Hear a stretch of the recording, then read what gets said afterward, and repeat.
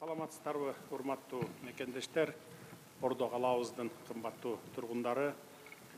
Өлкөдө узак мезгилден бери үйгө муктаж жарандарыбызды турак жай менен камсыз кылуу маселеси мамлекеттин алдындагы негизги милдеттеринин бири болуп саналат. Ушундан улам өлкөнү өнүктүрүүгө багытталган башка маселелер менен катар мамлекеттик ипотекалык компанияны уюштуруу аркылуу турак жай маселесин чечүүгө белсенди эле.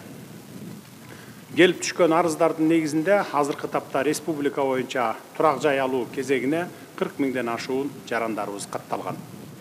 Элестетип көрүңүздөр, 40 миң киши бул дээрлик бир райондун же бир шаардын калкы. Бирок биз бул көйгөйдөн качпай, көз коркок кол баатыр деген макалдагыдай жарандардын үй маселесин четинен чечүүгө киришкенбиз. Билесиздер, муктаждарга турак жай куруп берүү максатында мамлекеттик деңгээлде ири курулуш долбоорлору башталган. Мурда мамлекеттик ипотекалык насыялар коммерциялык банктар аркылуу гана берилчү экен. Мындай жагдайда өлкөбүздө турак жай фондунун тартыштыгы турак жайлардын бааларынын кескин өсүшүнө алып келген. Бул дагы элдин чөнтөгүнө туура келбей, турак жай маселеси чечилбеген бойдон калып келген. Ошондо жарандарга жардам болсун деп, аларды жеткиликтүү шартта камсыз кылуу максатында мамлекет турак жай фондун кеңейтип көп кабаттуу үйлөрдү салууга киришкенбиз. Мына ошол аракетибиздин алгачкы үзүрүн эми көрө баштадык десек болот.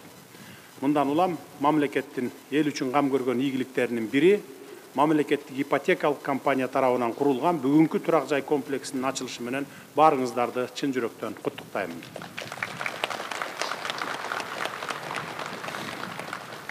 Урматтуу агайын туугандар, бүгүнкү күндө өлкө боюнча жалпы 40 миңден ашуун батирдин курулушу кызуу жүрүп жатат. Алар да жакынкы жылдары Кудай буйрса бүтүп калат. Бул масштабтуу долбоорлор мамлекеттин каржылык колдоосу менен ишке ашырылып, курулуш үчүн олуттуу бюджеттик каражаттар бөлүнүп жатканын сиздерге айта кетейин. Мындан тышкары эл аралык жана жергиликтүү инвесторлорду тартуу менен курулуш иштерин тездетүү жана сапатын жакшыртуу боюнча чараларды көрүп жатабыз. Мына ошол масштабтуу долбоорлордун бири 2023 жылдын башында башталып, бүгүн биз тасмасын кесип ачылышын жасап жаткан көп кабаттуу ипотекалык үйлөрдүн салынып бүтүшү Кыргызстандын өнүгүү жолундагы дагы бир маанилүү кадамы десем жаңылышпайм. Биз турган Скрябин көчөсүндө бул көп кабаттуу турак жай комплекси 7 блоктон турат. Анын ар бири 15 кабаттан болуп, жалпысына 549 батир курулду. Бул батирлер мамлекеттик ипотекалык компания аркылуу кезекте турган социалдык багыттагы кызматкерлерге жана ошондой эле курулушка 50% үлүш кошуу шарты менен кирген мигранттарыбызга жана башка жарандарыбызга берилип жатат. Буга чейин да түшүндүрмө берип кеттим элем, азыр дагы кайталап коеюн. 50% өлчөмүндөгү алдын ала төлөмдөр кезекте турган кийинки жарандарга турак жай курууну тездетүүгө бир топ салым болот. Ошондуктан кезекте турган бардык жарандарыбыз мурдакыдай 10 жылдап кезекте турбай, жакын арада батирлүү болосуздар. Эч камсанабай чыдап туруңуздар. Биздин максатыбыз ар бир кыргызстандык үй бүлөнү үй жайлуу кылыш. Бир дагы кыргызстандык үй бүлө үйүм жок деп чет өлкөлөп же квартиралап жүрбөш керек. Биз ушул максатыбызды жакынкы убактарда толук аткарабыз.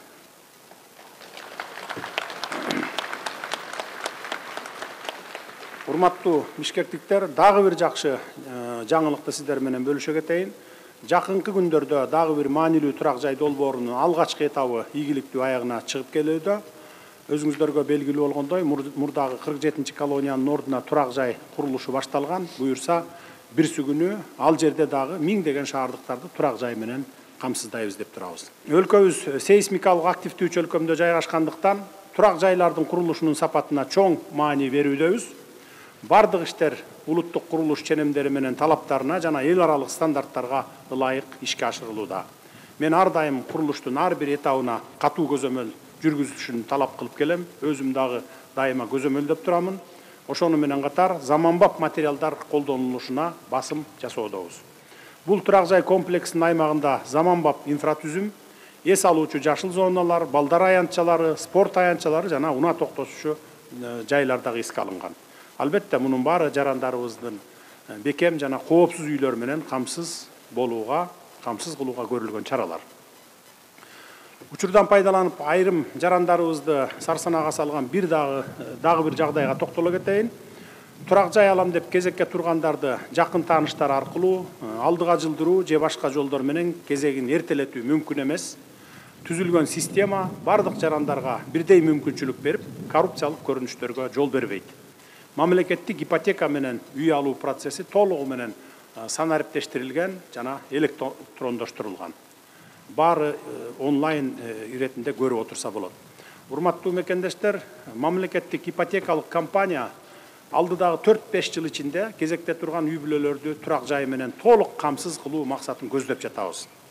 Мамлекеттик ипотекалык компаниянын мындай амбициялуу пландары кыргызстандыктардын жашоо шарттарын жакшыртууга гана багытталат. Бул турак жай долбоорлору мамлекеттин социалдык жана экономикалык стабилдүүлүгүн чыңдоого багытталган саясат экенин белгилей кетейин. Эми урматтуу мекендештер, жаңы жыл алдында жаңы үйлүү боло турган жарандарыбызды чын дилимден куттуктаймын. Бул үй бүлөнүн турагы, алтын бешиги, ырыс кешиги, жалпы кубанычы болот негизи. Жаңы үйүңүздөр менен бирге келечекке үмүт менен караган жаңы жашоо башталсын. Жаңы конушуңуздар дагы бир жолу кут болсун, куттуктаймын. Анда эмесе бүгүнкү салтанаттын урматтуу катышуучулары үй алууга сабырдуулук менен кезекке туруп, мамлекетке ишеним артып келген жарандарыбызга батирлеринин ачкычын тапшырууга уруксат этиңиздер.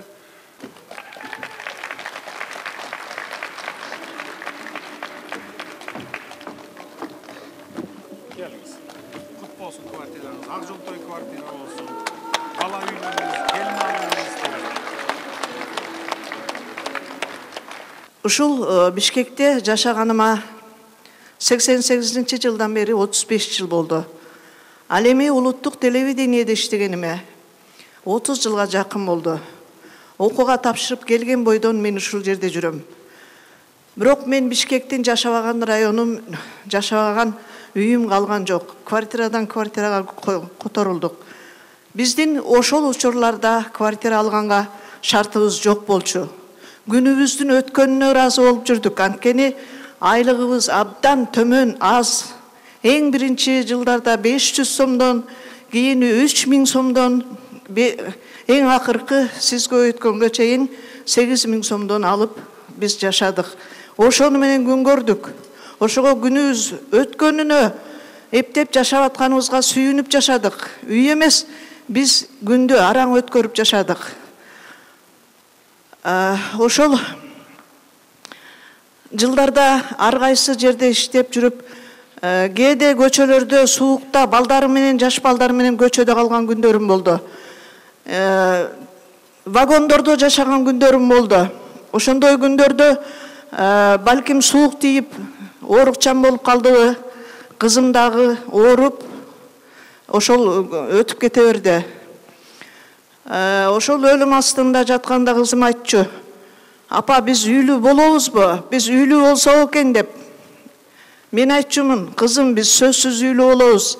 Биз кыялдангандан дагы жакшы үйлүү болобуз" деп айтчумун. Себеби элдин башына, элдин акыбалын сураган элдик азаматкерлерине бөркүмдөй ишенчүмүн. Анткени элдин арасында ушунча эл болуп туруп, ушунча кут дарыган Манастын эли болуп туруп, кантип өзүнүн элинин баркына жетпеген азамат чыкпай калсын, чыгат болуш керек деп ар бир дем алымга, ар бир секунд сайын, ар бир күн сайын биз сиздей жетекчини, сиздей элге ата болгон жетекчини күтүп саргарып келдик. Эми сизге мен аманчылык каалайм. Өзүңүздүн командаңыз менен элдин акыбалын сураган жакшы жетекчи болуп иштей бериңиз. Өмүрүңүз узун болсун. Балдарыңыздын жакшылыгын көрүңүз. Сизге да Кудай тилегиңизди берсин. Аман болуңуздар, сизге чоң рахмат.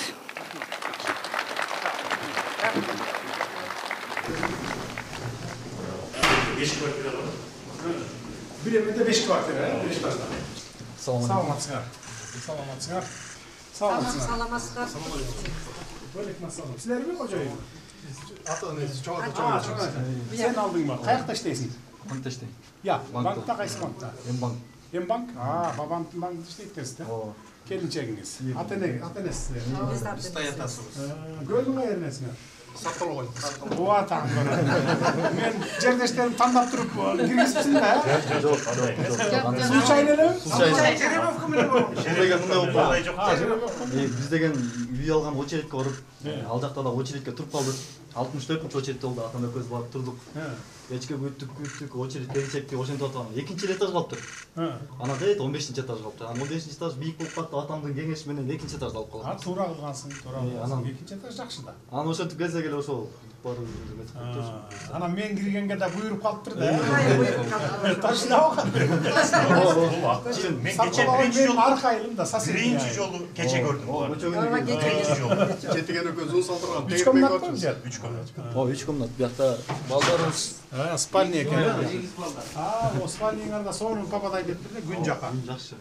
Күн жакта болгон жакшы да жылуу болот. Бул жагы балдардын бөлмөсү экен. Бул жак болсо эме экен. Ванна туалет. Ванна туалет экен. А туалет өзүнчө. Ошо балдарыбыздын үйү ак жолтой болсун. Ошо үйдөн той кетпеген үй болсун. Сиздердин иштериңиздерге ийгилик, биз абдан ыраазыбыз. Ушундай жакшы бир эме болуп турушу балдарыбыздын эмеси жаңы тирдиктерге жакшы жеңилдик болду да, биз абдан ыраазыбыз. Эмесине ылайыкталган жакшы 5 жылдын ичинде 5 жылдан кийин 6-7 жылдай проблема болбойт.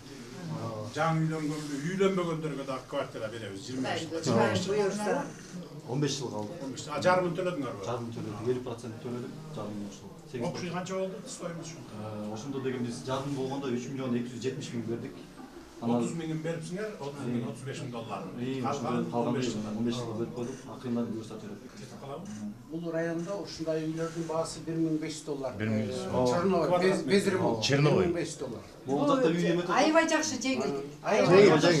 Биз аябай аябай жакшы жеңилдик. 40% Качествосы да аябай сонун экен, эмеси дагы аябай жакшы. Аура жакшы экен. Аябай жакшы. бүт бар, центральный Сиз иштейсизби? Атасы каякта иштейсиз? Мен өзүм Элена экөөбүздүн мугалимбиз. Мен физика мугалим, Эрдубай экөөбүз, ага экөөбүз мугалим, Кексуда мугалим болчубуз. Начальник класста колум кектен бери мен физика мугалим болчубуз. Ана шарттарга байланыштуу анан кийин башка жакка иштеп кеттик. Ошо мугалимбиз. Жакшы. Кут болсун.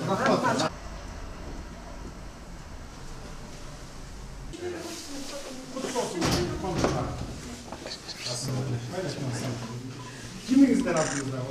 Сиз неведеси. Небереңизби? Каякта иштейт небереңиз? Бул жактан вид айтпады жакшы.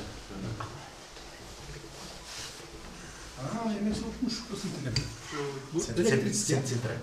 Централь. Тесменен? Тесмен. Сонун сейт экен да. Кара бар. Көрүнүп турат экен. Небереңиз каякта иштейт? Sütler geçişte grip olsa mı pasallığa koşup Gel almaya kaldı. Yok eşlik oldu işte. Migrant eşlik oldu. Migrant mı? Мигрант. Kaça? 3 kombat da? 3 комнат. Жақсы. Ya. Мына мооларды биздин төрүстө. Бүт тегерек көрүнүп турат турбайбы?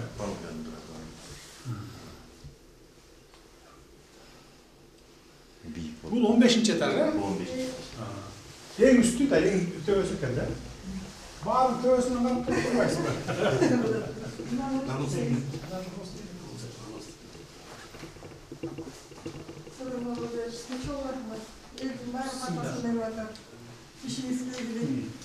Жакшы саңар болду ошо. Биздин болгон аракетибиз ошо. Элге шарт түзүп берели. Жаштарыбыз, элибиз тентибесин, өз мамлекетинде жашасын деген аракетти кылып атабыз. Алдыда келе жаткан бир 5-10 жылда, 5 жыл, 7 жылдын ичинде бүт мигранттар да келет. Кыргызстандын территориясында ар бир үй бүлө, жаңы үйлөнгөндүн баарын үйлүү жайлуу болот. Кудай буйрса. Мейли, жакшы туруңуздар.